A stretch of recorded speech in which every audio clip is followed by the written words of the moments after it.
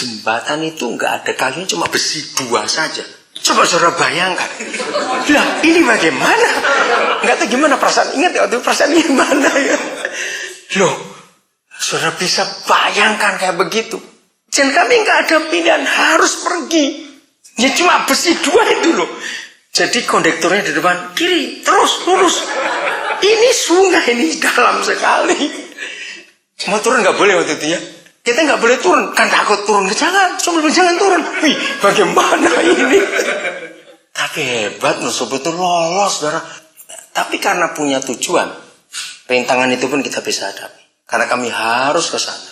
Maka itu tujuan hidup ini. Jangan cuma hidup, itu karena anak-anak. Itu karena anak salah. Kalau kita berkata hidup karena anak-anak itu salah, maka itu kita terbeban, jadi beban berat. Kami hidup. Saudara tahu kami nggak ada anak kandung. Kami nggak merasa berat dengan mereka. Sampai banyak teman-teman kami berkata, kalau kamu tuh nggak ngurusin mereka, kamu sudah kaya betul. Loh, sampai sekarang saya kaya, siapa bilang nggak? Loh, betul nggak? Tuhan tuh luar biasa. Maka itu beban siapa yang kita pikul? Kita harus tahu mulai hari. Beban siapa yang kita pikul dalam hidup? Kalau itu berasal dari Yesus Tuhan kita. Nah, saya akan akhiri. Apa bebannya? Beban Yesus itu apa? Cuma 1. Nggak banyak, kita buka. 1 Timotius 2 ayat yang keempat. Ini beban Tuhan kita, saudara. Cuma 1 saja, nggak banyak. Nah, maka itu ngurus begitu banyak anak kami itu nggak pernah rasa beban. Karena ini mereka harus diapakan. 1 Timotius 2 ayat yang keempat. Indah sekali. Ayo kita baca bareng-bareng. Ayat 3-nya dulu supaya tahu ya. Kalau cuma ayat 4, bingung siapa itu. Ayat 3. Itulah yang baik dan yang berkenan kepada Tuhan Juru Selamat kita. Siapa Tuhan Juru Selamat kita? Yesus. Tuhan kita adalah Bapa di surga. Yang ayat 4, 1, 2, 3. Yang menghendaki supaya berapa orang? Semua orang diapakan, diselamatkan dan memperoleh pengetahuan akan kebenaran. Jadi kalau saudara mau tanya, kenapa saya nggak punya beban untuk hidup? Karena ayat ini. Saya kerjakan semua karena Bapa ingin supaya semua orang diselamatkan. Apa saja yang saya buat, asal jiwa-jiwa itu mendengar dan tahu ada keselamatan dalam Yesus, saya buat. Nggak peduli bagaimanapun juga keadaan. Kenapa? Karena Tuhan ingin supaya dia dikenal oleh semua orang. Memang itu yang Tuhan tunjukkan, yang Tuhan taruhkan dalam hati saya. Baru lebaran, saya kira masih ada SMS ini. Dia sabar dulu, saya cari. Nah, saya kenal anak ini itu dari seorang di New York, saudara. Yang di New York pun saya nggak pernah kenal, cuma dia itu pernah dengar saya khotbah. Nah, terus dia itu punya anak yang masih kuliah di Jakarta.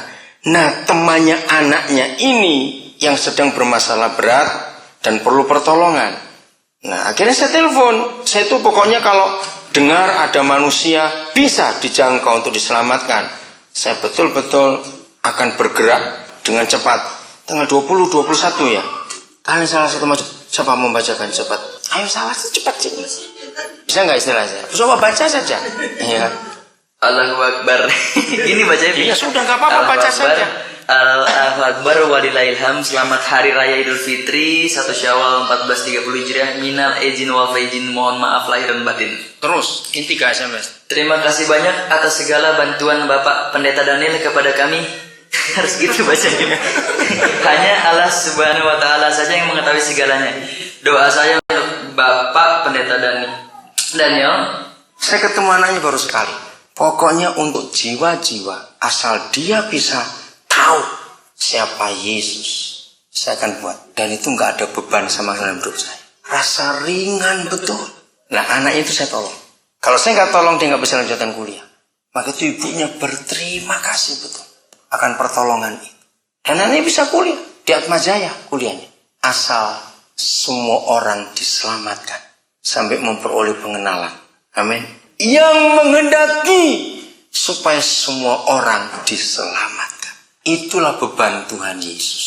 Bebannya nggak macam-macam, cuma 1. Dia nggak minta gedung gereja yang megah, yang menghendaki supaya semua orang diselamatkan. Jadi kesimpulannya, perjalanan kita nggak akan lelah, nggak akan capek kalau kita tahu tujuannya. bahwa untuk orang-orang itu diselamatkan. Supaya mereka mengenal siapa Yesus Tuhan.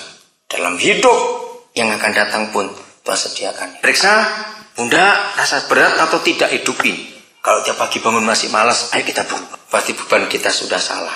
Bukan ke arah jiwa-jiwa itu. Amin. Tuhan memberkati.